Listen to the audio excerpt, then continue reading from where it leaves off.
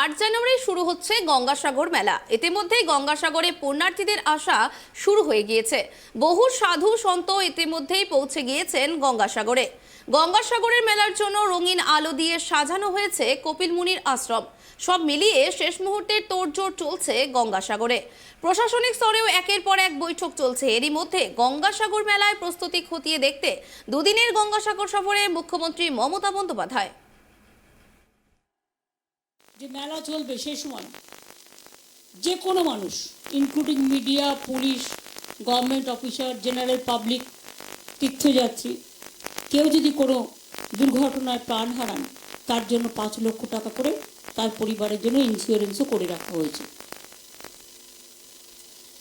তাছাড়াও মন্দির সংলগ্ন এলাকায় আপনারা জানেন সরোবর, বিশ্রামাগার, পাকা রাস্তা, স্ট্রিট লাইট, তীর্থযাত্রী নিবাস, পানীয় জলের ব্যবস্থা, 10,000-এর বেশি স্থায়ী শৌচালয়, laser show, mural park, scheme park, permanent food court, ভালো অর্কিড, ডালা অর্কিড সব দিয়ে সাজিয়ে দেওয়া হয়েছে যাতে মানুষ যা যা লাগে তার পুরো ব্যবহার করতে পারে। কাকদ্বীপের লটে 8-এ একটা নতুন স্থায়ী জেটি তৈরি করা হয়েছে। জলপথে এগুলো খুব কার্যকরী হয়।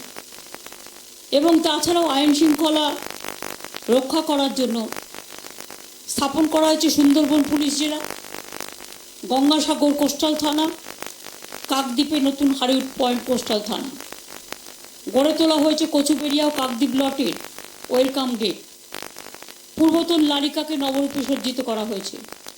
মুড়িগঙ্গায় খনন করে গভীরতা বাড়ানো হয়েছে যাতে 24 ঘন্টার মধ্যে 20 ঘন্টার লঞ্চ যাতায়াত করতে পারে।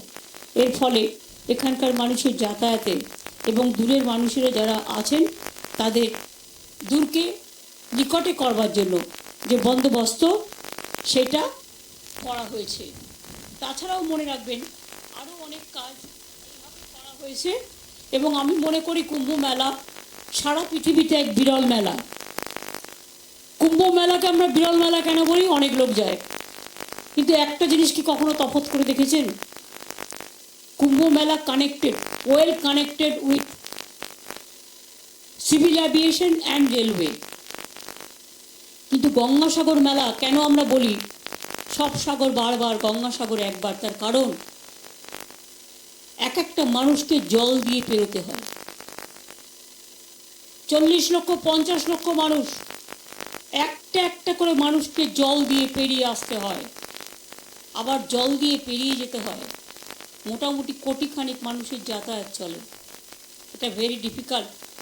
সেই জন্য আমরা বারবার কেন্দ্রীয় সরকারকে লেখা সত্ত্বেও যখন কোনো বিচার পাইনি, আমরা নিজেরাই রাজ্য সরকার থেকে ফেস বাই ফেস করবার জন্য একটা ডিপিআর তৈরি করছি। মুড়িগঙ্গার উপরে একটা ব্রিজ খুব প্রয়োজন, কিন্তু প্রায় 10,000 কোটি টাকার মতো খরচা। সুতরাং আমরা চেষ্টা করছি বিভিন্নভাবে কিভাবে করা যায়, তার ডিপিআর রেডি হচ্ছে। এটা হয়ে গেলে সুন্দরবনের মানুষের জন্য এটা খুব বড় কাজ হয়ে যাবে। একটা হয়তো একটু টাইম লাগবে, কারণ এটা বিরাট কাজ। বিরাট যজ্ঞ করতে গেলে যজ্ঞের সমস্ত কিছু মালপত্রও জোগাড় করতে হয়। সেই জন্য আমরা আগে প্ল্যানিংটা তৈরি করছি। আস্তে আস্তে দেখবেন আমরা যেটা চাই, এখনও আমি বলছি, বারবার বলে আসছি, গঙ্গাসাগর মেলাকে আমি জাতীয় মেলা হিসেবে ঘোষণা করবার জন্য আমি কেন্দ্রীয় সরকারের কাছে আবেদন করছি। আগেও বলেছি অনেকবার, কুম্ভ মেলার সবটা খরচই আসে কিন্তু কেন্দ্র থেকে। আর এই গঙ্গাসাগর মেলায় 1 পয়সার বাতাসা দিয়েও উপকার আমরা পাইনি, মানে কেন্দ্র থেকে। সম্পূর্ণ খরচটাই কিন্তু রাজ্য সরকারের। এবং কপিল মুনির আশ্রমে আমি আগেও এসেছি, কিছুই ছিল না। এখন এমনকি সাংবাদিক বন্ধুরা আপনারাও দেখতে পাচ্ছেন, আপনারা যেখানে আছেন হয়তো সবার সব সুবিধে নেই, কিন্তু মোটামুটি থাকার জন্য একটা ভদ্রস্থ চেহারার জায়গা তৈরি করা হয়েছে। এই যে 3টে হেলিপ্যাড তৈরি করা হলো পাশাপাশি, অনেক পাবলিক যেটা 4 ঘন্টায় রাস্তায় জলে আসতে লাগে তারা কিন্তু ডাইরেক্ট টিকিট কেটে আসতে পারে। তার জন্যে কী করে বুকিং করা যায় না করা যায় এগুলো ডিটেলস তোমাদের অনলাইনে থাকবে, বা কোথা থেকে বুকিং করবে তোমরা এই ব্যবস্থাগুলো ট্রান্সপোর্ট ডিপার্টমেন্টের থ্রুতে, কিন্তু একটা অ্যাপ দিয়ে দিও যাতে লোকে করতে পারে। আমি গঙ্গাসাগর কর্তৃপক্ষকে, গঙ্গাসাগর আশ্রমকে, এখানে যত ধর্মীয় প্রতিষ্ঠান আছে সবাইকে অ্যাডমিনিস্ট্রেশনের সকল থেকে, একেবারে সিভিল থেকে পুলিশ, দমকল থেকে হেলথ, পিএইচই ওয়াটার থেকে রিভার ট্রান্সপোর্টেশন, আমি সবাইকেই অনেক অনেক ধন্যবাদ, অভিনন্দন জানাচ্ছি। সব কিছু কাজ যাতে ভালোভাবে সমাপন হয় সেদিকে লক্ষ্য রাখবেন। আর সৌম্য, তুমি ইমিডিয়েট কথা বলে ওটা কি বলছে, কথা বলছে, নিয়ে যেতে বলছে, তাহলে একটা কাজ করো, একজন ডক্টর আর একজন নার্সকে দিয়ে দাও সাথে, স্যালাইন এবং অক্সিজেনটা সাথে করে। এবং ওরা কোথায় নিয়ে যেতে বলছে? ওরা তো ডুমুর জলায় নামবে, কোথায় নিয়ে যেতে বলছে? ওখান থেকে ইনস্টিটিউট ওদের নিয়ে যাবে, ডুমুর জলা থেকে, ওইটা সুবিধে হবে, বেয়ার অ্যাটাক দূর হবে। ঠিক আছে, তাহলে আমি বলবো যে please take all care so that they should go immediately. At least we can try for survival.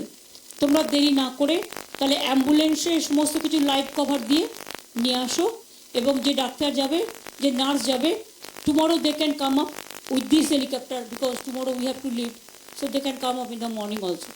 সুতরাং আমরা চাই যে ও ভালো থাকুক, সুস্থ হয়ে যাক এবং যথাযথ ট্রিটমেন্ট পাক।